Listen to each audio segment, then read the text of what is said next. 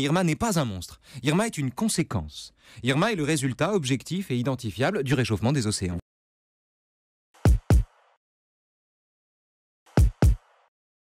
Deux autres ouragans, José et Katia, doivent suivre le même chemin et menacer aussi le Mexique. Un ouragan d'une ampleur hors du commun, de la taille de la France. L'île de Pâques, célèbre pour ses mystérieuses statues géantes, va se doter d'une vaste zone de protection marine, la plus grande d'Amérique latine. Un environnement de plus en plus menacé par la surpêche, le tourisme et l'augmentation de l'acidité des océans, un phénomène lié notamment au réchauffement climatique. Le réchauffement climatique, ça se voit de l'espace. Malheureusement, de l'espace, on voit beaucoup la beauté de la Terre. Il y a énormément de choses incroyables qu'on peut observer depuis ce point de vue. J'ai présenté le projet de loi qui va mettre un terme définitif à la recherche et à l'exploitation de tous les hydrocarbures dans le territoire français.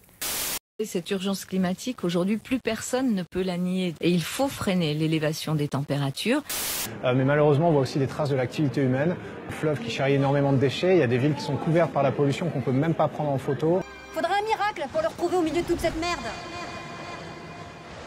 Voici Irma ramenée à la taille de la France. Oui. C'est colossal. Oui.